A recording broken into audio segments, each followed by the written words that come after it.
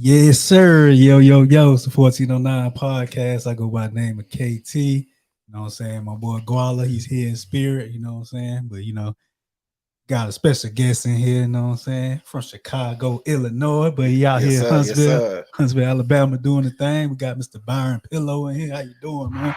Man, I'm good. I'm good. Thank y'all for having me on the show, man. I appreciate being on the podcast, brother. Hey, for sure, man. We glad to have you on here, man. It's Yes, all sir. love. It's all love, man. Gonna let the people know a little bit about what you do and what you represent out here, man. All right, well, I go by the divine attribute of Byron Pillow, aka known as the Smooth Realtor. I'm a realtor licensed in multiple states, 5 of them to be exact, 4 Dang. down south, 1 up top of Illinois. I'm everywhere, downtown, Switzerland, Germany, wherever you need me to be. I'm there to help you sell and buy a home, man. Hey, big face, man. That's what's up right there. Hit you with the flame emoji. That's our flame emoji right there. I'm digging that. I'm digging that. Y'all got the hot 97 effect going. I'm loving that. I'm loving that. Yes, sir, man. Hey, what are three other things people may not know about Byron? I'm a self-proclaimed hip-hop historian, man. I love some music, man. I love some rap music. I actually, on my Apple Music, I got a samples playlist. I put together all the rap music that was sampled and such like that, man. I definitely big on some music. Big in martial arts, man. I love some martial arts too, man. I got a couple black belts and a couple different studies. I'm all into that whole scene, Wu-Tang, all that, everything. That's my thing. And love some sports. I'm like walking ESPN out here, man. I ain't gonna lie to you. Oh man, that's lit, man. What's your NFL team? Chicago Bears? Everything Chicago except for the White Sox. I ain't no White Sox. I'm from the South Side, but I don't rock with the White Sox. I'm a Cubs fan through and through. Well, you over there at Wrigley Field? That's Yes, what they call sir. it? Yes, Okay. sir. Okay. See, I know a little something. Yes, sir. Yes, sir. Yeah. Hey, man. We glad to have you once again. We're gonna be getting into a lot out here. Everybody watching and viewing, make sure y'all drop where you're viewing from. For sure. Shout out to my boy Guala in the comments right now. Gonna tap in. So how'd you end up down here in Huntsville? Man, long story. So I end up going to Alabama A&M here in Huntsville, Alabama.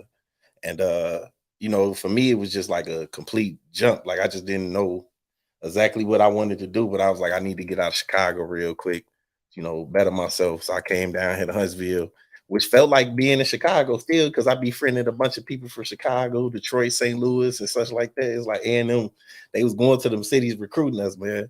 And I started building my network up that way. But you was in sports or you just? Nah, man, I just was in college, man. You was a scholar? Yeah, man. I'm good with the math, man. I was an accounting major.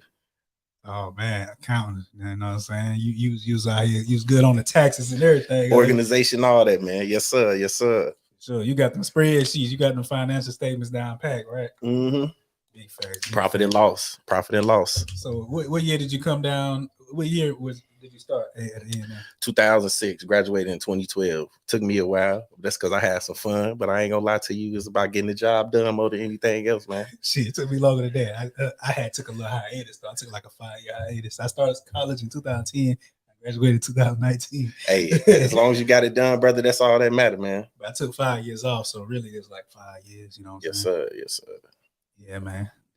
Well, bro, I gotta say, I bought you a little gift. As y'all can see, I want y'all to see this nice bag right here. This is some fresh faced beard care. This is my homie stuff.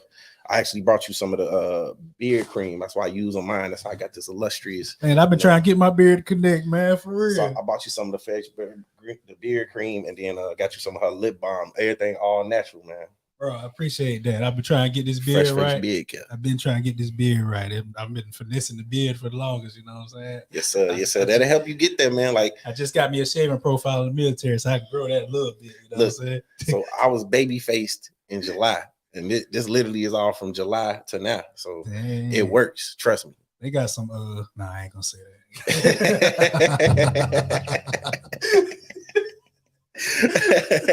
I ain't gonna say that. Oh man.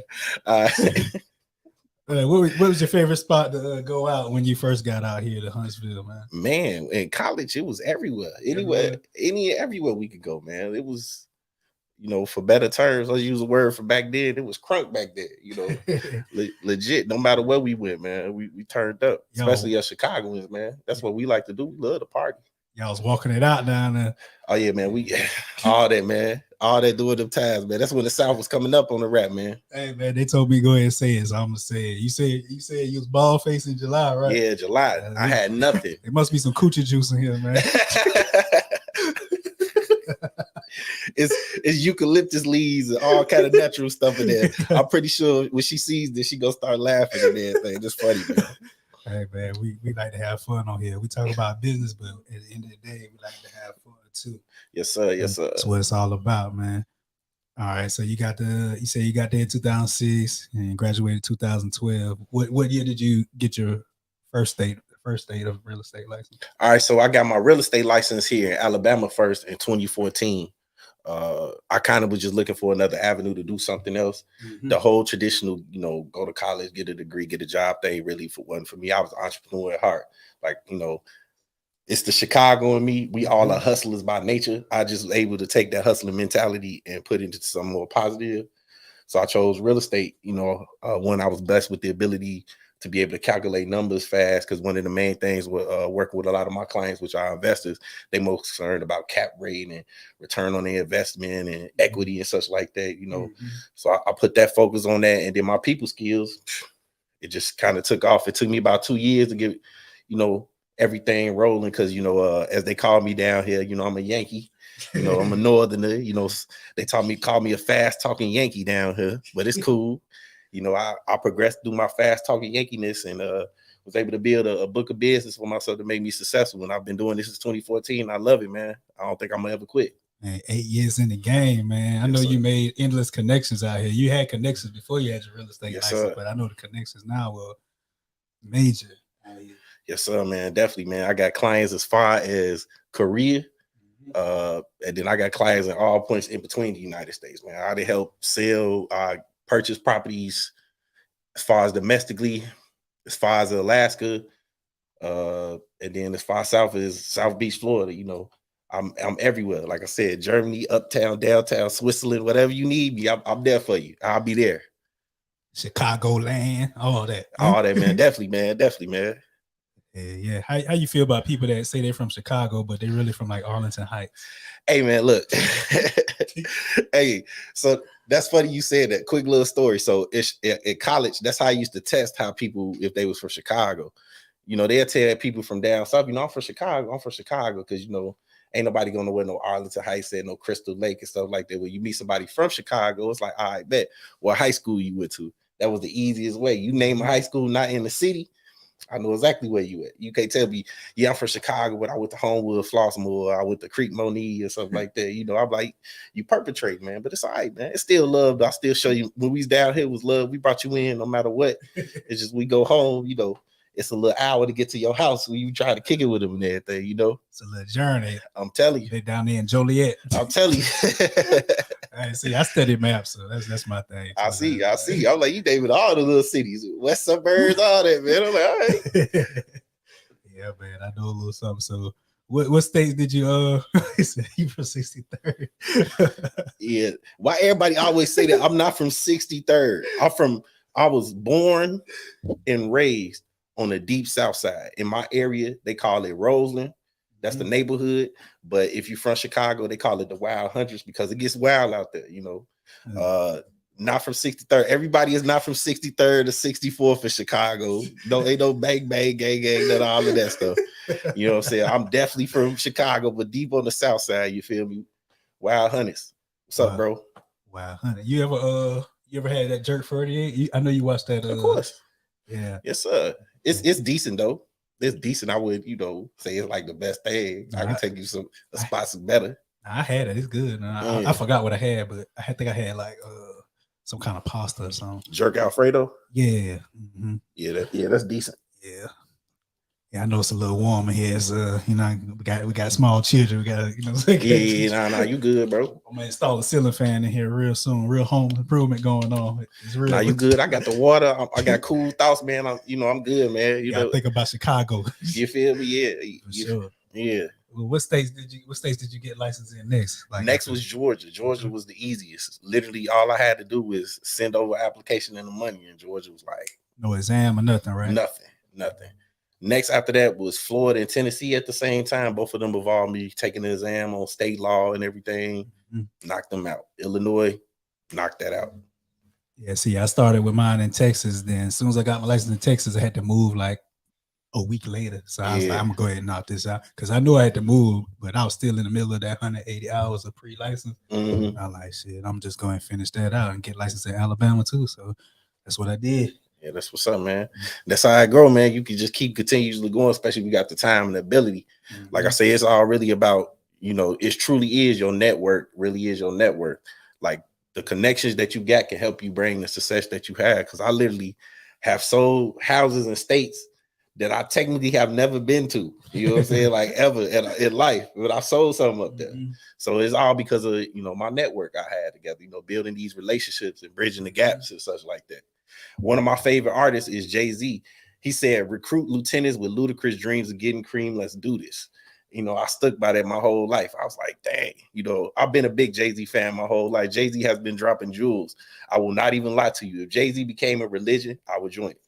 Like real talk. If you took all his lyrics and made it to a Bible. Hoveology. Man, what? I get a doctorate in hoveology. I'm telling you. Shout out to my uncle in here, Michael Davis. I see you up in here. We gonna get you in the home real soon too. You know what I'm saying?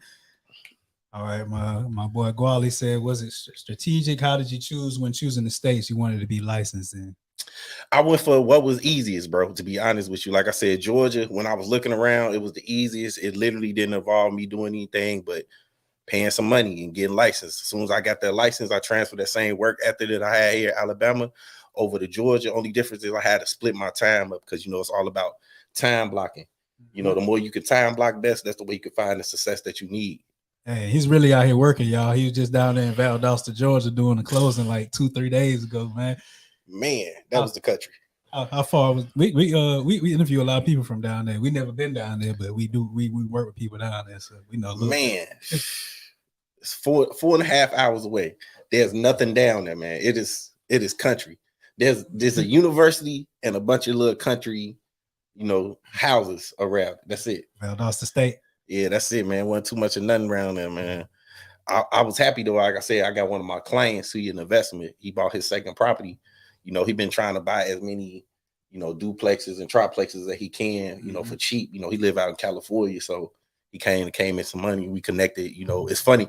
We connected off Instagram. So if you follow me on any of my social medias, is One Smooth Realtor.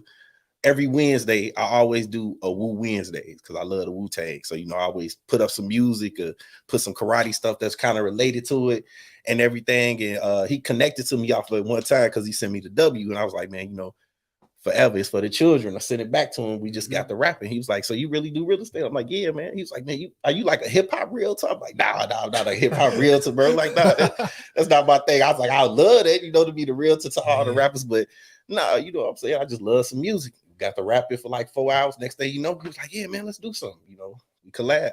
Yeah, that would be catchy if somebody be a hip-hop realtor. There's a realtor out here. He's like I don't want to say the wrong term. He's a little person. So that's how he market himself. Yeah. I guess he called himself the tiny realtor or something like that. Yeah, man. I mean, use every advantage you got as you can. You know, when I talk to people, you know, my last name is Pillow. I was ridiculed in Chicago a lot for having the last name of a device you lay your head on at night. But, you know, I took advantage of it. You know, I always tell people, you know, my name may be Byron Pillow, but don't sleep on me because I got skills. You know, that's one of my things I love saying in my sales talks and pitches when I'm trying to get listings. I get new clients and stuff like that. And them testimonials help me out as well, too. Like, I really care. Hell yeah, you out here for real, man. Hey, yo, we funny. I tell you, we act up on here, but we about business too, man. I see. And for y'all don't know, this is actually my mentor. You know what I'm saying? Yes, sir. We tapped in online, and then we tapped in real life, and you know what I'm saying. I got a listing coming up in a couple weeks. You know what I'm saying? So yes, sir. Yes, sir. Emotion. Yes, sir. We got to give you a hand clap for that, bro. That's that money. Ain't nothing like that. Yes, Lord. What Pop say? Money being made around here. Money being made around here. Yeah, boy. Yeah, boy. Yeah, you feel me? Yeah, feel me? Yeah, definitely, man. That's what's up, man. I'm definitely proud of you, man. You actually you got here. You did everything I told you to do as a mentee. You know, I've had a bunch of mentees that I tell them everything to do to start out their success because it's the same grind that I had. You know what I'm saying? Mm-hmm. And a lot of them don't actually go and do any of the steps. They may do partial one step or forget another step, and they let life, you know, kind of stop them from doing what they need to do. Man, you got right on. I said, get the cards, you got the cards. I said, pass them out, you pass them out, get the shirt, everything. You did everything. I mean, I appreciate that, man. That's how you're gonna be successful, bro. Yeah, I'm out here. And then where I work at, they tapping in with me. So see, I know. Let's go. I got cards everywhere in the office where I work at, like different people's offices. I put my cards in there, like, and that's all you need, man. You just need them one little set of connections and stuff like that. You know, one client really gonna be the one that's gonna change it for you. To be honest with you, it's gonna be one person. Like now, I said, all I need is one mic. All you need is that one client. Oh yeah, my one client is a hedge fund vice president out of New York. That was my one client. I went and met that guy in 2016. It's funny. Went up to New York for an investors conference to meet with, you know, new investors, private lenders and such like that, and met this guy. I was talking to everybody, you know, doing my thing because, you know, that's my type. I'm the type of person, I go in a room with 1,000 people, not one person, but everybody gonna know me by the time I'm done. They gonna be like, that's a interesting gentleman or something. Like for the party, huh? Man, what? I'm definitely that, man. I'm definitely an extrovert. I'm out here like I want everybody to know me. So meet this guy. He like real slick. He like, you know, yeah. He was like, yeah, man, you know, I heard you from Alabama. Yeah, I'm like, I ain't from Alabama, I'm from Chicago. I live down there. He's like, yeah, man. He's like, you have sex with your cousins and everything. I'm like, dog. I'm like, fam, no. I'm like, I gotta give him that. Whoever told you that. I say no, fam. I'm from Chicago. I'm like, I'm from the place where they beat people up and rob people and stuff like that for being disrespectful. He's like, you're a tough one. He like, yeah, man, tell me about you. I get into finding out. He from Brooklyn. You know, he grew up poor. You know, he kind of went to college on a scholarship, got a scholarship, met the right people. So the same thing I was trying to do, you know, same path, different ethnicity, you know, different background, you know, and we just linked like that. The man took me to the 40-40 club. He kept getting me to try to drink. I'm like, I don't drink alcohol, brother. That's not my thing. He like, yeah, man, come on, just take a bottle, man. And I'm like, it's on me. I'm like, cool, brother. We good. Took me out for steak, took me out to the club. I was like, all right, man, you know, we good. Next thing you know, he was like, yeah, you know, I got your card. I'm gonna call you tomorrow. Let's get it going. So, you know, I'm excited because, you know, this is year 2 because I'm starting to feel the change. Year 2, you start to feel the change in real estate. I'm like, I'm starting to feel the change. Man, he called me to like 12 the next day, man. Called me. He was a totally different person, like straight to business on point. I was like, oh, snap. Let me turn myself by profession. I'm like, well, Yes, Ryan, we will. Yes. You know, I had to turn that voice on because I was being real cool with the yes, sir. You know how we do it. You know, it's type thing. Like code switching. Man, what? to the best, bro. So I get to rapping with him. He like, yeah, man. He was like, so got the hedge fund. We want to buy in Birmingham. He was like, you know, we want to get like 100 properties. I said 100 properties in Birmingham. He was like, yeah, you know, 50,000 under 3 bedrooms, 1.5 bathroom minimum. I got to at least get $700 worth of rent for the hedge fund. I said, all right, we can do that, you know, because they wanted a cap rate of, you know, 15% or more. So I was like, I bet, you know, I can do that, man. Took off there. Like I say, it was a bunch of small closings, you know, the commission checks, 1,000 here, 2,000 here. But then it's like 10, 20 closings in a month. And it's like, damn, it's rolling in. And then them stats too. So, you know, I'm just rolling. Icon. Yes, sir. They rolling. They coming in, and that was the one client that changed because from there he introduced me to other hedge fund managers and such like that. And every time he was at an investor conference, he always mentioned my name. And before people started knowing about Alabama, you know, he was like, yeah, you know, talk to my guy here in Alabama. You know, he knows the hookup, man. Then he introduced me to my next guy, Bob from Boston.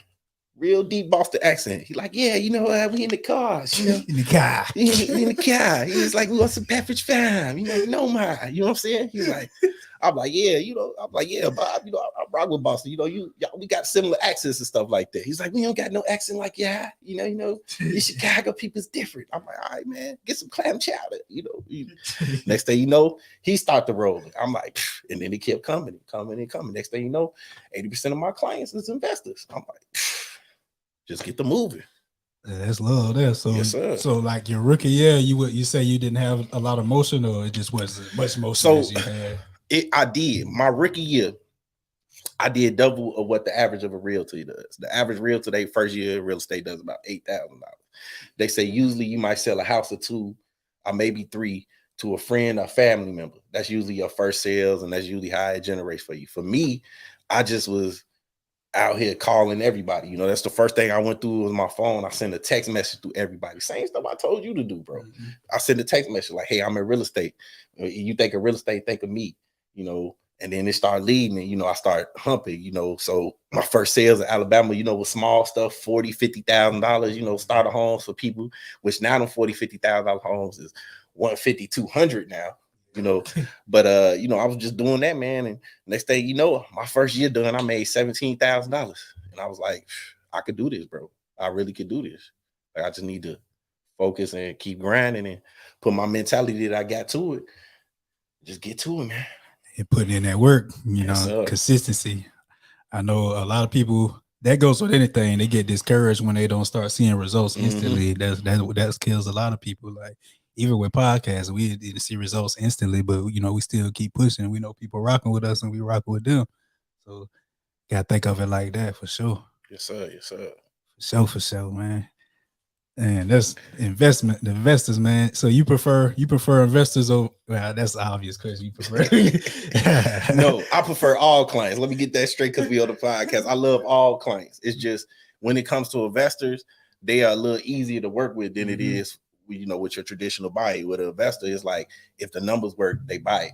Plain and simple. For sure. You know, there's no feelings attached. You don't have to feel yourself living in this kitchen. You just need to be able to feel yourself make a 15% cap rate. Yeah, so they're not emotionally attached to the properties. Exactly. They just financially attached to the property. Exactly. They thinking about the rate of 72, you know, stuff like that, you know, more so than anything else.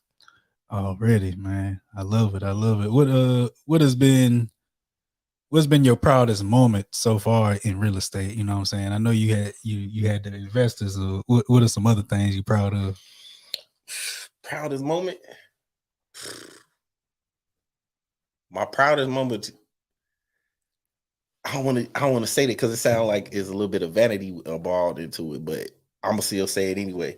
So as a kid, I love, so another thing about me, I love cars. I love classic cars. I like cars from the 80s and the 90s. We definitely go get into that. You know, I own a few cars, and these cars that I own, these were my dream cars. Like as a kid, you know, when I wasn't raised by my mother or my father, I was raised by my aunt. You know, like to my aunt Shirley, I didn't get across a part in the system. You know, I was able to be raised in a household, and one of the things she did for me to allow me to keep being good in the store, when we used to go to the store, she'd be like, you know, you be good, I'll get you some of them cars. You know, she one of my cars I love was a 96 Impala SS. Another one was the 85 Monte Carlo. Another one was a Chevy Caprice Landau 82. El Camino 83. El Camino. That Grand National, the 87 one. I like, yeah, you know, all of them, those cars are my, you know, my dream cars. So I kind of felt like, you know, I made it. When I made it, I'm here moment was when I was able to purchase a couple of them. You know, I actually own 3 of my dream cars, 3 out of the 5. So I'm still on the search for my El Camino, and I'm still trying to find me a Grand National. But to be able to purchase those items and to not be like, oh man, I need to keep this money because I got to pay my bills, to be, you know, financially secure somewhat, to be able to make big purchases like this and like knock off, you know, like something on my list that I've always wanted, you know, since a kid. Like, you know, on the porch playing That's My Car. You know, I grew up poor, like poor. Don't, you know what I'm saying? Like we had food stamps. That's why I ate good. That's why I look so sexy like this and everything. But I ain't had nothing growing up. You know, I got a pair of shoes like every 6 months. You know, I used to have to make that work. You know, my aunt, she was trying to take me to Payless. If I had my sisters, man, look, my sisters, they kept me socially straight. I would have been bogus out here if I had to wear Payless shoes to school. My sister used to come with that extra money, so I'd get me a pair of Air Force Ones or give me a pair of 10s, so because she knew what it was. I didn't care. She was old school. She's like, yeah, man, go get you $20 shoes for Payless. I like, oh man, my last name Pillow. Do you want me to wear some $20 shoes for Payless? Like, I don't got enough jokes for everybody for this. You know what I'm saying? You definitely get roasted if you come with the Payless. And then before it was Payless, it's called Pick and Pay where we from. They had man, so look, another story about back home. So we got a song about K-Swiss. Like, you know, you ain't supposed to wear K-Swiss. Like it's a big song. Like, just don't wear K-Swiss. You know what I'm saying? Like you wear K-Swiss. My aunt tried to buy me a pair of K-Swiss. I was like, oh man, you really are trying to destroy me socially out here, Aunt Shirley. She was like, it's a pair of shoes. I'm like, no, it's not. It's more than a pair of shoes. Like real talk. I'm like, you doing me damn bad. She like, you just need that. I'm like, oh man, this sucks, man. Like real talk. I was like, I wish I had a little bit of a younger parent so she'd understand. She just didn't get it at all. You had the Shacks, man. I mean, she tried to get you in the Shacks. You remember the Shacks? Yes, I remember the Shacks, bro. She tried to get me in them, man. Oh man, the Buffalinos. Oh yeah, it's like Colorado's. Man, there's all type of crazy shoes out there for real. Man. I'm telling you, man. She was trying to have me down bad, bro. Hey, so what you pulling up to when you pull up at these closings, man? I know you got. Man, whatever I feel like, man. To be honest with you, I went to Valdosta in the Impala yesterday. You did? Yeah, I pulled up in the Impala. I wanted to go fast, and you know, it looked real good. It's the dark night when it pull up around that corner. Yeah, you got that 10 on there. You got that 10 on there. Yes, sir. Yes, sir. Really, I feel that. You know, Rick Ross got a car show next month. I know you on that. Yes, sir. I'm actually I'm actually thinking about trying to take a couple of my cars down there, just you know. But they want too much money for that. I might just go be a spectator. Yeah, I see the prices. Like, hey, you never know. I might see you there. See you there. Nah, you go. I'm gonna definitely be in that thing. It's just, you know, I don't know if I'm gonna bring some of my vehicles. That's gonna be tough. They want too much. You know, I'm cheap. That's another rate. I kept it, man. I stayed cheap. Mm-hmm. I feel that. Yeah, but then that's definitely gonna be a move right there. It's gonna be all type of vehicles and things out there. And we looking to be out there real soon. You know what I'm saying? Yes, sir. It's 1409. So we're gonna see what happens. Y'all stay tuned. Y'all stay tuned out here for sure. All right, so 96 Impala. You say you got the 85 Monte Carlo? Yes, sir. You got T-tops? Nah, just the regular OG body SS. Okay. Flow shifted. Got the 350 in there though. And 400 turbo trans with the shift kit. You know, it's got a little, it don't do too much, but it do a little something. Is it black too? Yes, sir. All my cars black. Oh man, that's type of time I'm on. You see what's outside. So big truck driving. Yeah, that's I got one. Yeah, you got about a 4 or 5. We good though. We good. Like I said, man, it was a dream coming true, man. That's all that was, bro. That's all it was, man. I never think at one time in my life, I never think I could say I own them cars. At one time in my life, I had no cars. I was just out here depending on people for stuff, man. And then that's what I learned, that you can't really depend on people as much as you thought it was, man. Now I said you was born alone and you die alone, and that's real. Like that's how I was out here from you was here, and then now, man, everybody want to be my friend. You know what I'm saying? Everybody trying to be a part of it. You know what I'm saying? Like real talk. Yeah, he said a YouTube channel with the garage. You know what I'm saying? That would be little. You kind of remind me of the cars you mentioned. Kind of remind me of things like Currency and Larry June. They be rapping about. The Currency is my favorite rapper, man. Too, man. Hey, my favorite what's your favorite Currency project, man? We just go ahead and shift into the music, man. First, ooh, that's kind of tough, man. I'll say mine. So while you think about it, New Jet City. New Jet City. That's definitely my joint. New Jet City is definitely up there for me. I gotta say it's a 3-way between Pilot Talk, the first one, because I definitely Roasted was my joint, Drive-In Theater, and that new joint he just dropped with Alchemist. That new joint he dropped with Alchemist, that continuance, that might be one of his best projects ever.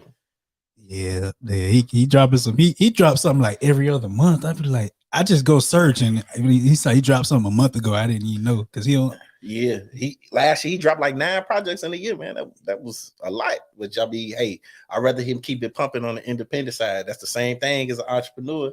You know, on the music tip, man, you got to keep your ears out here, man. You never know. Yeah, shout out to my boy Guala. He do music as well. His music is fire too. So you know what I'm saying, everybody tap in that's watching. But yeah, that's crazy how we shift from real estate to the cars to the music, because that's your lifestyle right there. Real estate, cars, and music. I know you're into the vinyl records too, man. Sir, you know we got to get into that. Yes, sir, man. You know, I definitely love that vinyl sound. It's a little clearer and cleaner than other ways and such like that. Plus, it's classic. Ain't nothing like that, man. That's one of my favorite things to do. Sit back, relax, you know, turn on some vinyls, man. You know, it don't even matter. It could be anything from Marvin Gaye to, you know, Seals and Croft. You know, I listen to everything, man. I got a, you know, eclectic ear when it comes to the music, man. I know you got some Gap Band on there. Man, of course. I got all that Gap band, SOS band. Oh, SOS band. That's, Yeah, you hey. I got all that. I got Morris Day in the Time, Prince, Marvin Gaye, everybody. To be honest, there's really nobody I can't really think of that I don't have on a vinyl. Because I mean, I really love that vinyls, man. I got probably at least 150 of them. Hey, what's your most precious one? That's one, boy. Wow, just Most precious. Ugh. Okay, it's two of them. I got an original copy of Thriller, like the actual vinyl for back in the 80s. And from 82. Yeah. Damn. And my Morris Day and the Time joint. Like I like Morris Day and the Time, man. You know, I ain't gonna lie to you, man. That's kind of how I got some of the suit swag from, because I used to watch Morris Day and the Time, you know, do their thing, man. Mm-hmm. That's how you got hip to the Who sampled what and everything. I actually got so the Who sample stuff, I got hooked on that because I just was looking at like how like artists like Isaac Hayes was and the Isley Brothers, like they were sampled hundreds of times. Like, you know, like one Isaac Hayes song been sampled like 65 times. You know, so I looked at that and like, you know, and then it got to a while I was just hearing these beats and, you know, like Kanye and DJ Premier and stuff like that. And some of the newer producers out like now, like one of my favorite producers out now is Conductor Williams. They love to go tap back into that old soul sound that like nobody really, you know, like kind of listen to, you know, and then tap and bring the records out, man, you know. So I just, it's start hooking, man. It's just like something I love doing, one of my pastimes, man. Man, I love to see it, man. I grew up on the music too, man. My sister used to watch music videos a lot, and then I just started watching music videos my whole life. I used to wake up watching BET. Oh yeah, you just like me, BET man. Now or something is called back then. And then 106 & Park came on in the afternoon, but before that, Rap City came on at like 4 o'clock. I was watching that. Yeah, man. Yeah, those were great times, man. Definitely the great times. The basement. I definitely grew up. I grew up on BET too, man. You know, I was another hidden thing. I'm a big dancer dude. You know, I'm light on the feet, man. You know, I love dancing, man. You know, I used to do that around the house growing up. Low key, you know, everybody in Chicago, I ain't gonna lie to you, we also some dancer dudes. BET Uncut. Yep. We used to watch that too, man. Yeah, I used to have the TV cut on by itself at like 2:58. It came on at 3. Man, come on Disney. Man, what? It always was like the same song every time when he kicked off. No, I used to have it come on Disney when it came on. Then I you switching back and forth. Yeah, Mom Governor switching Disney. Nah, that wasn't nothing. We turned the TV value down to 3 so we get everything. See, turn it down to 0. Yeah, real talk. You barely get in out here. Like real talk. We in there. You had to put the words on the screen. Real talk. My aunt, because the house, we got wooden floors. You can hear when somebody walking through. We change, turn that shit, turn it off, cuz. Hey, it's back on, cuz, turn it back on. Like, yeah, real talk. Yeah. Them was the days, man. You took it back. Yeah, man, for sure. And man, I was looking at this thing today. You know, I know you tapped in with Mortgage News Daily, and I saw the rates they got right now. Average rate 4.95, 30-year fix. It is crazy, man. Like, I was sitting here talking to somebody the other day about real estate. You know, 3 years ago, 2 years ago, you know, rates were so low. We got so comfortable about not having to really do as much work as needed, because we was just like, you know, people were just coming to us about buying a home because it's like, you know, rates 2.5%, 2.75 at most. You know, they like, yeah, you know, business was just coming, phone ring, like, yeah, I want to get a house, I want to get a house, I want to get a house. And that was just like a year ago. It was like 2 point something. Yeah, exactly. And you know, now we getting to the point where we actually gonna have to go back to some of the old school ways of getting business, like, you know, door knocking.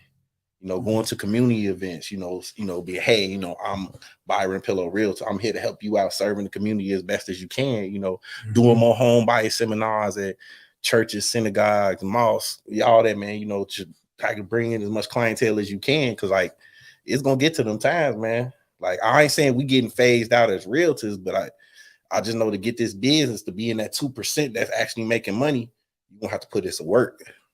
Yeah, most definitely. I saw these rates. I was like, and the property value still going up with it. I was like, damn, what's really going on?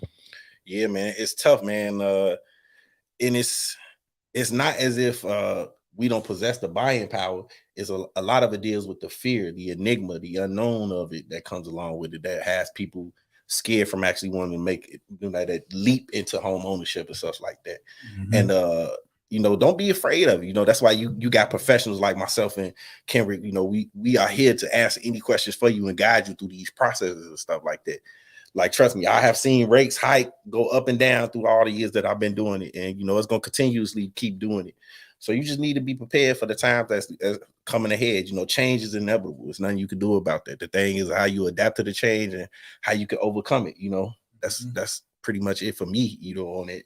My tip about getting these buyers, but definitely gonna have to put in a little bit more work though. For sure. And then we had a question on the Wells Fargo lawsuit. Did you have any comment on that? No, man, I don't even talk about Wells Fargo, man. I'm gonna leave Wells Fargo alone, man. Like, real talk. They Wells Fargo, it's a love-hate relationship with me and them, man. Like, I hate them when things happen, but I love when it's time to fix stuff. So, but yeah, just gonna leave that alone. And if you're trying to buy a house and you're in the South, we're gonna use Renaissance Bank. We're gonna use my guy Joel Gardner at Renaissance Bank. You got a good credit score, we definitely got a loan product for you that has no down payment. And like I said, no down payment, 100% financing, and it's conventional. Hey, man, you heard it here first. You know what I'm saying? 100% loan to value. You know what I'm saying? You heard it here. You know what I'm saying? Yes, he's plugged in. He's tapped in. That's in all the states you're licensed in? You got that? Nah, only in the southern states. Okay, yeah. Southern states. Yeah, I tell people, wherever the South was claimed in the Civil War, that's where he can land at. You know what I'm saying? Other than that, anytime Bud at Mason-Dixon land, I got other people for you. Unless you're in Indiana, they can do Indiana. I just thought about that, but I'm not in Indiana yet. Yeah, you know what I'm saying? He got other goals and aspirations. How many states would you like to be licensed in? Or you don't have a limit? All 50. All 50? Yeah, I want to do all 50. I want, especially with the platform we're being with EXP and this cloud-based brokerage, and we have the ability to be licensed everywhere. And so the issue that I was having, that I was getting from, in the beginning days, the reason why I left the mom and pop I was with, it wasn't they was bad brokers. It's just they weren't innovative. And I was like, I want to expand. When I heard about EXP model, it's funny, the person that brought me in explained EXP to me like the Wu-Tang. They was like, it's nothing to mess with. You know what they said. It was like, yeah, you need to get down with EXP, because it was like, you pay that one fee monthly and you could be licensed anywhere. And I'm like, what? So I don't got to find a broker each state, because that's what the mom and pop was telling me I had to do. And I was like, well, might as well join EXP, save myself some money, because technically I should be paying about like $500-$600 a month just to be a realtor. Yeah, you paying that one fee for, and it covers all the states. Exactly. I ain't got no problems. We good. I love it, man. It's a wonderful thing. Yeah, once I learned that, I was like, yeah, let me go and get this Alabama license. It's a no-brainer, man. And then like I said, you dealing with people that are real innovative. They understand about the times being changed. Everybody's being more tech savvy and stuff like that. Out here, it's a lot of people that still archaic and they thinking and such like that. And because of that, there's gonna be a point where they're gonna be in their careers and they're gonna have to retire or find something else, unless they want to do these changes. And a lot of them don't want to do these changes. Like, a lot of people don't like change, like, here in Alabama, and conservative. Yeah, real talk. We'll get into that later. That's another discussion. How you feel about the status of us still being in a seller's market right now? I mean, it's okay. I mean, the market always switches, man. It's gonna switch back eventually soon. But I mean, only thing I don't like about it is the way that other realtors treat other realtors. They're real competitive when the market's like this. They have backlash and bad mouth other realtors and stuff like that, and they try to compare other great realtors to other great realtors, kind of like the Tyson versus Ali method. What I'm saying? They comparing greats to the greats, legends to the legends. Like, let them be great, let them be legends and stuff. Start to, pit them against each other. Like, as soon as you start taking off, they're gonna be like, well, you taught him how to make $200,000. You make it $200,000. Which one of y'all better? both of us. Like we both great. Like so we doing collaboration over competition. real talk. talk We that we all in the time. look, we in that 2%, bro. Like real talk. I'd rather us be happy and be in that 2% and talk about how we can make more money, you know, how we can make more streams of revenue and such like that. I increase what we already have in our streams that most of pitting us against each other. Like, you know what I'm saying? Mm-hmm. Like I had a realtor the other day was like, well, you know, I heard you one of the top agents at EXP. How would you compete with the top agent in Keller Williams? You know, I'm not gonna say her name, but it was a black lady. And I was like, I'm not. I'm gonna embrace her. I'm gonna try to help her out as much as I can. I'm gonna talk to her and see how much knowledge I can gain from her and she can gain from me and such like this, so we can keep everything going. Because it's about generational wealth, man. Now, because the way it is, now they trying to pit us against each other, make us bad mouth each other, man. Make us be like, hey, man, that realtor ain't nothing. You know, in my case, they be like, man, that realtor ain't even from the South. You know what I'm saying? He ain't even from the South. He don't know nothing about the South. He don't like Alabama football. You know, like stuff like that. You know, like what does that matter? You ever had to act like you like a Roll Tide? Oh, never. That's one of the reasons why my clients down here love me is because I'm true to myself. Mm-hmm. I tell them like straight up, I'm a Michigan fan. Go blue. You know, that's my team. I let them know with the quickness. They were like, you must be an Auburn fan. I'm like, nope, Michigan, go blue. You must be a Bama fan. No, Michigan, go blue. You know, I let them know real the quickness. I tell them I'm an LSU fan. They're like, are you from Louisiana? No, I'm from South Carolina, baby. Yeah, which is weird. How did that happen? You know what I'm saying? Like, you know, it's different for me. We don't got no college team in Chicago. It's kind of like you could pick between Northwestern, Notre Dame, Ohio State, Michigan, but you from South Carolina and you like a team that's in a state that's like at least 12 hours away from. Man, I was watching them like in 10th grade that season. Like they was playing like Arkansas or somebody, and I just started rocking with them since then. Mm-hmm. It's been love ever since. Okay. Good times and the bad times. I'm still rock with them. Shoot, y'all had a little bit more good times than us, though. I say that much, man. We just had a good time this year, man. It felt good to beat Ohio State, man. All the people I went to school with from Ohio, man. Ooh, man, I enjoyed it. They had 10 good years of talking mess. It's my turn now. It's my turn. I ain't hit that in a while. I gotta go hit that button. We ain't hit that button right there in a while, man. Hey, man, this is fun right here. We gonna keep pushing. We gonna keep pushing, yes, man. Sir. What's some of the myths that the first time homeowners or aspiring first time homeowners come to you with? Myths? I can't really say about myths. I think or misinformation, I should say. Oh, that tons of that, man. You know, the whole process, you know, they really don't know. And it's because the person they got information from had not too good of a realtor. So they had to kind of experience things on their own and stuff like that and find out stuff about late. And that wasn't the case. They, you know, for me, I'm very transparent. So I try to be as open as I can with you. I want you to know everything you're going to have to pay from the beginning to the end, you know, all of those type of things, you know, those are the type of stuff that I had to deal with. And also I found myself becoming a lender as well, because I would have to explain loans to my clients. You know, that's why I say that business degree kind of helped me out, you know, as well with the first time home buyers and the investors as well. Cause it's like, I know the investor language and I can break down this loan information. Like, you know, a lot of clients, they don't even know what API means. Like, you would be surprised. You'd be like, you don't know what that means? You know, they don't know the difference between that and the interest rate, and they don't know amortization and stuff like that. So, you know, breaking that stuff down, you know, has probably been like the one thing that I had to do the most, really, which I do a lot, especially with first-time home buyers. Second-time home buyers are the worst, though. You said second because they think they know? Mm-hmm. Okay. You think they're saying they think they know. They think they know it all. They like, I done been through this process. I done bought a home before. I know what I'm doing. You know, even when you're dealing with somebody that's a first-time investor, that's like, yeah, I done purchased 3 homes before, and it's the same thing in investment property. I'm like, no, it's not. It's a totally different process. You know, it's not geared to buy something that you're gonna live in for 30 years, and possibly, because, you know, average person will live in their home for 30 years, but it's possible, you know, compared to buying something that's gonna get you, you know, actual return on your investments and generate wealth for you. You know what I'm saying? It's totally different the way you eye these properties and such like that. You know, it's a real focus on either the 1% rule or cap rate. Also, if you don't know what any of these terms are, people out there, you know, not only do you got Google, you can always reach out to me. You know, I have no problem with explaining what some of these terms are and stuff like that. Cap rate is definitely something that you need to definitely know about if you thinking about even having the slightest inclement of thinking about getting an investment property, you definitely know about cap rate, definitely know about the 1% rule. Facts. How you feel about construction loans? You know what I'm saying, with these new bills, all these new bills they have out here.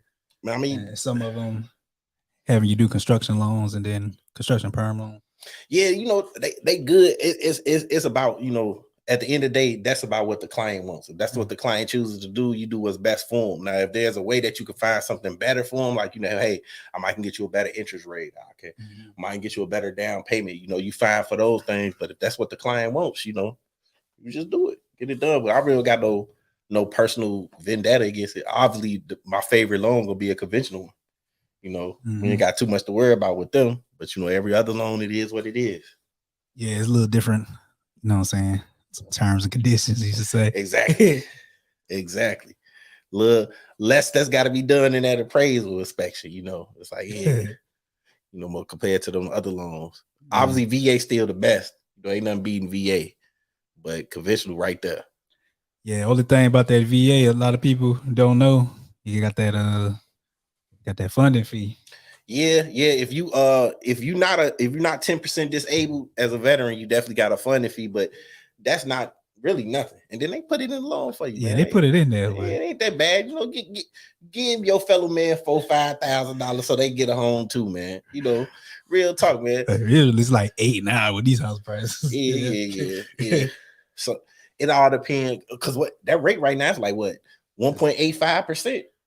I want to say it's like 2 point something. 2.15. Oh yeah, it's 2 point something the first time. It's like 3 point something the second time. Yeah. It's 2.25 and then 3.6. 3.06. Yeah. Yeah, it's real. It's real out here, but it has its benefits as well. Yes, sir. And shout out to all my fellow realtors in Texas as well. I know y'all hear me. If y'all under the sound of my voice right now, you know what I'm saying? Let's work. For sure. Definitely, man. For sure, man. I got a different type of question for you. We like to ask this here on 1409. And this is one of the questions Guala usually asks, but what has the art of the hustle taught you? Man, a lot. One, it taught me to get my circle smaller. You know what I'm saying? One, not care about what others think, and to really focus in on what I'm trying to do and mastering my craft, honing in on that. It made me appreciate the grind. Definitely. Even no matter how much money I make, I still work like I'm broke, and I'm gonna be like that until I die. I'm gonna work like this my last meal, this is my last cent, this is my last dollar, no matter what that bank account say, no matter what that Roth IRA says. You know, I'm broke in my mind, no matter what. Even though I can go drive 4 or 5 different cars a day, you know, I'm still broke. I'm broke, baby. I'm Mitch. I'm broke, baby. For sure. And then another thing we like to ask, what is the most difficult thing you had to overcome in life? In life in general, our professional life? In general, period. Life, period. Man, just dealing with the emotional trauma of not having my parents. You know, my father wasn't in my life. My mother had a mental breakdown when I was 8, and then she disappeared too. And she took different sabbaticals of just leaving, more so than actually being there. You know, those things was like, you know, the things that helped mold me where I was. You know, I had to overcome stuff and dealing with the mental anguish of not having and stuff like that. Because, you know, them parents are very important in a child's life and growing up and such like that. And to not really have that, and, you know, I had my aunt, she was there, but there's only so much she could do for me. And, you know, having to overcome that and dealing with that battle on a daily basis, that probably is what it is. But like I say, I stay motivated, I stay happy, I stay positive, and I listen to so every morning, you know, they say there's a millionaire's routine. Part of my millionaire's routine is every morning I listen to Nas, The World Is Yours. I need to hear that to, you know, uplift myself and motivate myself to, you know, get to it. And then I love listening to Nas, Life's a Beat. You know, that's my joint. You know, AZ, his first 8 bars was like the realest thing I ever heard. You know, visualizing the realism of life and actuality. F who's the baddest, the person's status depends on salary. So my mentality is money orientated. You know what I'm saying? So ever since then, I was like, you know, that's why it is. You know, forget all the what I got going. Everybody got problems. You know, how I'm gonna take my problems, put it aside, and get this dollars. You know what I'm saying? fire. That's fire right there, man. Man, this is dope. You brought that energy and you brought that expertise in here, man. So yes, sir. I can definitely tell you the life of the party. I want to see what that foot. I want to see you hit that footwork one time. Yeah, man. You got to catch me a little situation. I'll do a little something for you, man. It ain't no room in here, but a little situation. I got you. You catch me a little party, little family reunion, barbecue or something. I bust a little move. I bust a little move for you, man. Hey, for sure, man. We're gonna get into the next little part of our episodes, you know what I'm saying? I'm gonna do a question of the day. Usually Guala does that. I don't know if he had one on tap already, so we're gonna see what he got for us real quick if he has a question of the day. Shout out to this beard, man. I'm gonna put that on. Yes, sir. You see it. You see it. Fresh face beard care. It did all of this in months. So, fellas, if you want to get a nice chair for your ladies, here you go. Get this fresh face beard care. Yeah. All natural. Made with juices and berries. Yeah, all type of juices and berries out here, man. Yeah, eucalyptus leaves and mint and water, the good stuff. You know what I'm saying? Real talk. Oh man, so you just put it in there like lotion, pretty much. Yeah, man. Get out the shower, get done washing your face, put it in there, comb it out. Your beard. Well, for me, my beard is soft and fluffy, and everything. It's nice sheen to it and everything too. That's it. I put a nice little quarter size in it, rub it in, done. For sure. And the question today we have is, what do you feel is the hardest part about overcoming your fears? The hardest part is taking that first step to overcome it.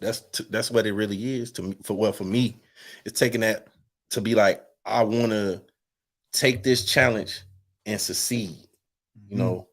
It don't matter what it may be. It could be something professional. It could be something as simple as watching a scary movie. You scared of watching Freddy Krueger or something like that.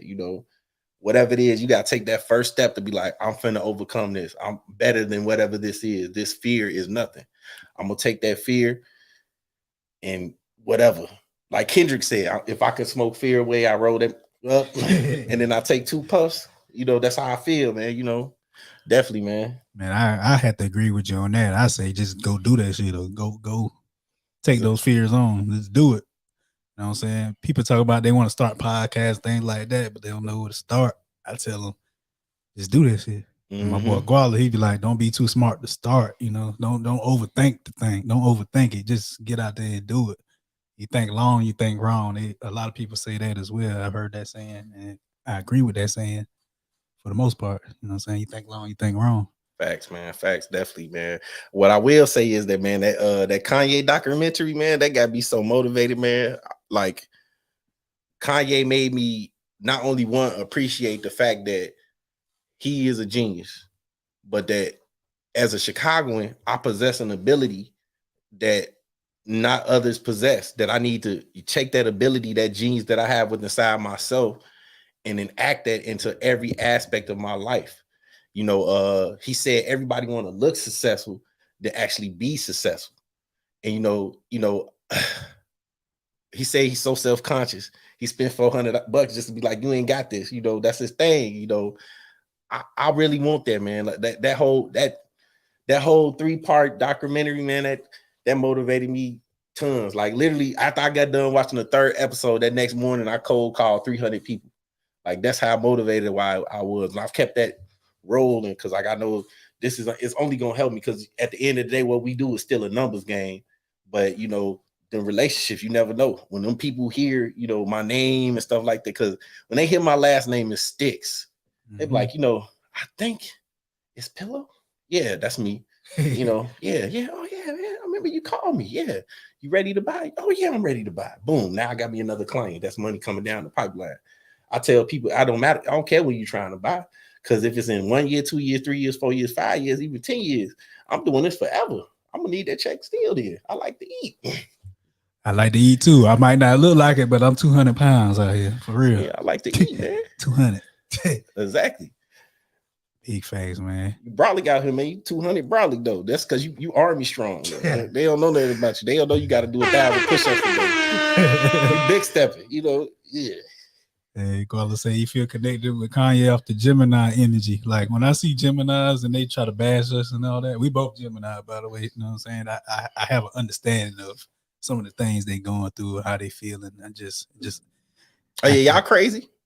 I mean, they be bashing us, you know what I'm saying? Y'all crazy. Y'all talking the third person. I'm all right. I don't talk in no third person now. I'm already know you be like, yeah, KT don't play that, man. KT don't play. You like, whoa, what? Who doesn't play that? KT don't play that. Oh, I ain't did that one in a while. For sure.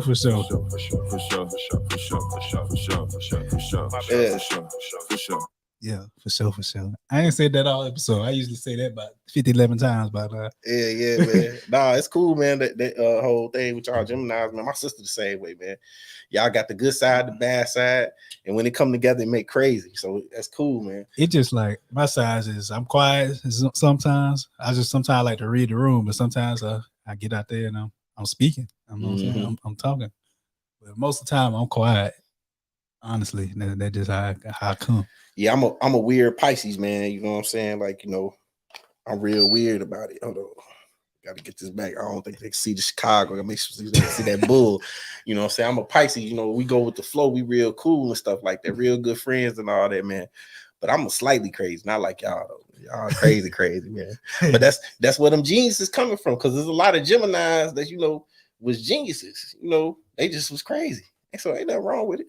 Yeah, he said sometimes you like to read the room, sometimes you like to be the room. Yeah, that's exactly it right there, man. Yeah, he sound crazy too. And we go move into the we got a segment we call this or that. We're gonna get into that real quick. You know what I'm saying? Okay, you can get with this, you can get with that, you can get with this, you can get with that. That's a joy. Okay. Taking it to the 90s boom bap phase. This one of my favorite phases of rap. Low key, favorite artists out now, whole movement, that Griselda movement, West Side Gun, Benny the Butcher, Conway, man. Buffalo, New York. See, I really heard them. Like I was watching a bunch of Rolling Loud performances, and then I saw they Rolling Loud performances. They had that energy out there, the crowd control. Man, Griselda, look, they have took over a culture. Like it hasn't fully reached all of the South yet. You know, like, you know, I hate to say it, places like Alabama, Mississippi, Arkansas, LSU. I mean, Louisiana. I say LSU, Louisiana. They a little bit more behind on the music and stuff like that. But Griselda, they rocking all the way. They in Germany rocking, man. France rocking. You know, Atlanta, New York, Chicago, the West Coast. You know, they making moves. Canada, like, you know, they really making moves out here, man. You know, and them dudes like West Side Gun, not the best rapper, but it's more so about the art for him. Conway and Benny the Butcher, them the two best. But like I say, they try to put them two together and try to compare them. The Tyson versus Ali. Matter of fact, they got a song called Tyson versus Ali. That you talking about the wordplay on that song, bro? It's ridiculous, man. Ridiculous. My bad. Let's get into this or that. You know what I'm saying? I was gonna do this or that with them, but you mentioned something about Nas earlier, so I gotta say this: okay. Stillmatic or Illmatic? Illmatic. I gotta go with Stillmatic because my pops used to pick me up. He lived in Connecticut. I lived in South Carolina. He used to pick me up and driving back to Connecticut for like holidays and stuff. Listen to Illmatic. That was like right when it came out. That was like around Christmas 2001. It came out. That was my first time getting put on to that, and I've been on it ever since, man. Man, I heard Illmatic. My cousin played Illmatic, and I had heard It Ain't Hard to Tell. And then I heard that it ain't hard to tell how you sell and prevail. The rappers contacted how you attract clientele. I was like, oh, that's it, go. He's like, he was like, Nas is like the after 60 agent, half man, half amazing. And then when I start gaining more knowledge, I start understanding why that bar was so cold. You know, they deal with the nations of gods of earth and the original man, you know, the Asiatic black man from the East. And I'm sitting there reading, and I'm like, oh, this dude Nas, like, is really like cool like that. Like, I ain't really know. Nas was my favorite until Jay-Z. Jay-Z came in. He didn't get a lot of love or Reasonable Doubt, but Nah, I like Reasonable Doubt. Yeah, but Reasonable Doubt, that was one of them albums that everybody went back to listen to see how cold he was. I definitely went back because I was like 3 or 4 when that came out. So I definitely his third album was what really put him on. That was, that was volume 2. That's the one that had Hard Knock Life, Money Ain't a Thing, Jigga What, Jigga Who, those was on that. They didn't really realize how cold he was until people went back and it was like, this might be like one of the greatest albums ever made. How about this? Ether or Takeover? This or that for you. Man, that's tough. That's tough. That ain't tough. That ain't tough at all. That is tough, bro. Because I ain't gonna front the usage of 3 to 5 syllable words on both of them joints is just like ridiculous. But Nas bodied that man, so I'm gonna have to go with Ether. Ether was more disrespectful. I'm gonna have to go with Ether, man. Yeah, that shit was disrespectful. Man, well, even though I love the Takeover, definitely love the Takeover because that that's the Doors. That's that 5 that the sample.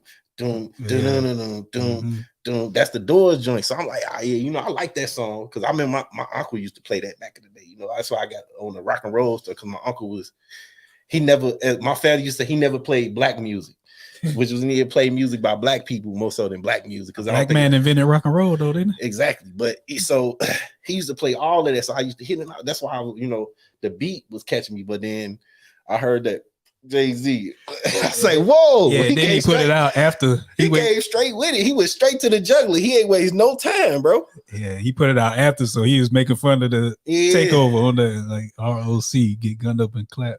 Real quick. Yeah, that was. I was like, man, this man Nas. I know he had it in him. And I was in 4th grade listening to that. I didn't really understand what was going on, but as I got older, I was like, okay, this is crazy. I like I said, I thought Ho would never get bodied, but then, like I said, he been bodied a couple times in his career. Like I ain't gonna lie to you, that was one of them. Definitely one of them. Yeah, most definitely. Trying to see what other. All right, deep dish pizza or other pizza. All right, so look, I'm gonna let the world know. All right, deep dish pizza is tourist pizza. We don't really be eating deep dish pizza in Chicago. We eat thin crust pizza that's cut in squares. That's called the Chicago cut. I can only really remember eating deep dish pizza growing up during times of celebration. Like, I graduated from high school. Let's go to Giordano's and get a deep dish. Other than that, if it's pizza on Friday and Saturdays, it was like Italian Fiesta, our Fields, or Pizza Capri's or something like that. Even Kenny's Pizza and Ribs, something like that. Some, in the hood, more so than that. We never ate that. Yeah, you're gonna be full of one slice eating deep dish. Like, that's how I feel, because that's a lot of. Yeah, you got to use a knife and fork with it too. Oh yeah, we got another this or that. Yay or Hove. Oh man, oh man, that's tough, bro. Who said that? That was your homie. Yeah, man. I gotta ride for my city, man. I gotta go Yay, man. I gotta go Yay. Genius, aka Genius. Who you think would be a good versus with him? Because I know he said nobody could see him in a versus, and his explanation of that on Drink Champs was pretty logical, in my opinion. Versus for Yay? Yeah. It's gonna have to be somebody that's great, like Hove, Drake, or something like that. Maybe Wayne. You can't put nobody else up there. Right. Now, underdog who I would love to see in a versus, Busta Rhymes. I always said I want to see Busta Rhymes and Missy Elliott. I want not together. Not together. I want to see. I want to see Missy Elliott with somebody else. Like Missy, I want to see Missy go against somebody like Lil' Kim or something like that. You know what I'm saying? Because Lil' Kim got tracks for days too. People be sleeping on Lil' Kim. Like she wasn't really rapping at least from 95 to 04. I say Busta Rhymes and Missy because they both had like the crazy ass videos, and they both, you know what I'm saying? But Missy did a lot of songwriting too. I don't know if Busta got that under his record like that. That's what I'm saying. So it's like, Busta just got a lot of hits. Like, Busta been rapping legit from 1980. When the Leaders of New School come out, like 88 or 89 or something like that, to some way. yesterday. Like, you know what I'm saying? Like legit. So he got some hits, bro. And then even more so with that, all his videos, you said them videos was all hits, like Dangerous. That if you really want to party with me, let me see what you got for me. All his videos, you know what I'm crazy. saying? Like, yeah, you know, like I definitely love that one. That was my joy because that was the Coming to America. You know, he was doing and stuff. Like, you know, I was really digging that joint. Like tough. I like the one he had with Janet Jackson. That video. Yeah. Now my favorite Busta Rhymes joint, I have to say, it's a tie between Give Me Some More and Fire. Them my joints. I love. She said Missy versus. I mean, he said Missy versus Eve. I think Eve already did one though, didn't he? Well, maybe not. Yeah, I was like, Eve ain't got enough for that. Nah, she don't. Eve don't. Eve legit got like 10 songs. Missy sing and rap too, so you gotta think of that. Yeah, it'd be hard to put her up against somebody too. Then even more so with that, some of Eve's best verses of all Missy, because her verse on Hot Boys is like one of her best verses ever. Yeah, and that's Missy track. You can't eat somebody up on their old track unless you know you one of them people that ate up Hove. You said Luda would be a good versus Busta. He already did a versus, but that would be because he can come on. He can come on they fast too. You know what I'm saying? He come with Luda versus Busta or Missy. Busta. I don't know, G. You don't know? I don't know, man. I don't know. Not versus Missy because I don't know. They had crazy videos too though, but not as crazy as them. Yeah, man. I don't know. I guess it's because Busta Rhymes don't get as much respect as he should, you know. But I think he could go up against somebody like Diddy. Like when Diddy was talking about letting nobody go with him, I'm like, Busta Rhymes will kill you, Diddy. Like real talk. A good one be Diddy and Jermaine Dupri though. I don't know because Jermaine Dupri got hits, bro. I'm saying he'll beat him, but he got hits for years. Like I just was sitting there thinking about, like, you know, what he say Lunatic versus Travis Porter. hey, Travis Porter all day. I'm gonna make it rain. I'm gonna make it rain. Real talk. Say Lunatics only had like what, one song? Batter Up. Nah, that was Nelly Joy. Say they was on there. They was on there. It's a Midwest swing. Yeah. Ain't got a clue why my cutlass blue. And I got your things. Yeah, that was that joint though. I ain't gonna lie. I was definitely in the crib, like real talk. Hey, St. Louis had a run from like 2000 to 2005. Yeah, they did. Chingy, Jaquan. Man, what? Nelly, the St. Lunatics. Each one of them St. Lunatics did something. Murphy Lee, yeah. Man, what the hook gonna be? I'm gonna sit there. I don't even shake your tail, do it for fun. Real talk. I low key ain't know these are different dances. I thought it was just, you know, the same thing. They're like, yeah, nah, it's a different dance, bro. I like they was going crazy because definitely Jaquan Hood was definitely my joint too. They had a good run, man, good run, and then it just ended out of nowhere. Yeah, maybe one day. Say Nappy Roots. Hey, your man is a clown. I like this dude, man. Whoever he is, man. Hey, that's wild. Nappy Roots. You got this or that in mind? We just be flowing. Ain't no script. I say strip. Ain't no script or nothing. Yeah, I got some a little more on the professional side for you. Buyers or sellers? Sellers. Okay. Yeah. Definitely sellers. Definitely, because yeah. Right now, especially, you really ain't gotta do too much work. You just gotta put it on MLS. You ain't gotta put a sign out. Yeah, you down. You do all that work. It might be on the contract in 2 days. Man, 2 days, 2 hours. Real talk. Yeah, but that's because that market shift. You know, the market shift is like that. But the market finna shift soon because they already showing the decline in people actually purchasing homes. So it's just literally just gonna keep declining slowly. And you know, it's just like stocks, it's gonna reach that point where it come back up, but it's gonna eventually go switch back to where it's a buyer's market again and stuff like that. So your mindset might change a little bit later, sir. A little bit later. Right now, I gotta say sellers.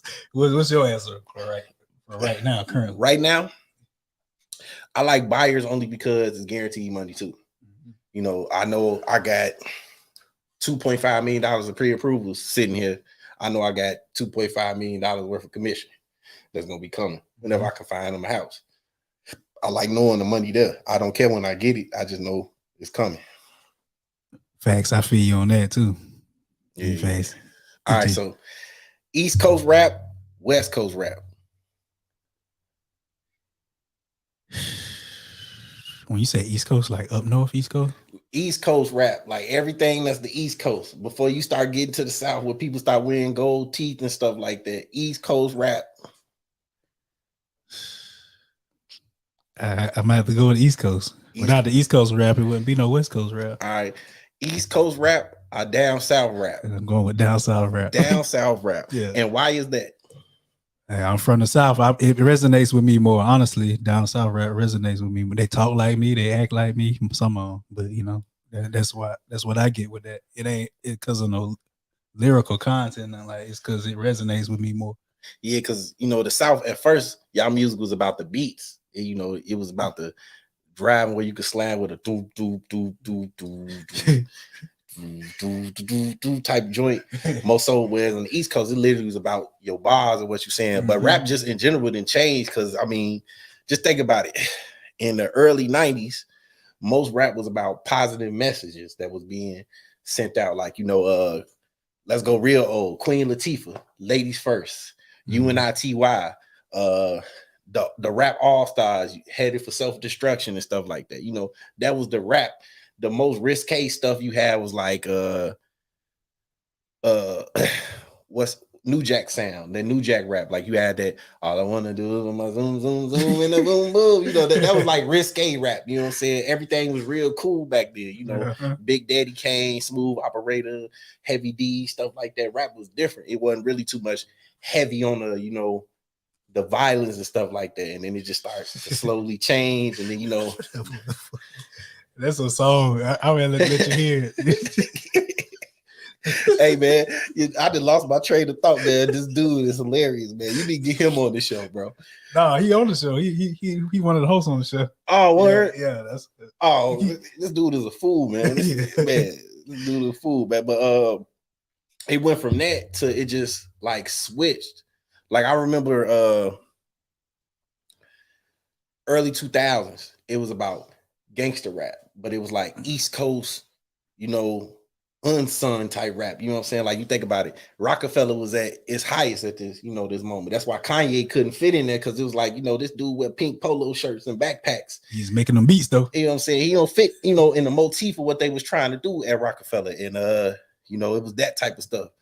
Then it started to get to the South, and the South was coming up more so on the dance rap music. Cause you know, like you said, two-step and you know what I'm saying, walk it out, and Soldier Boy with the suit, man, you know everybody, you know what I'm saying? Everything was a dance. And that's how the South kind of got open, because like really the South been running rap from like 06 into now, to be honest with you. Because it started off with the dances, and then everything else was like, you know, yeah, I feel you on the trap, but the trap had a small sector. Trap ain't really get big until like 07. Like 07 for sure, everybody was on there. Like after Gucci dropped Freaky Girl and all that stuff, like, you know, trap was like here.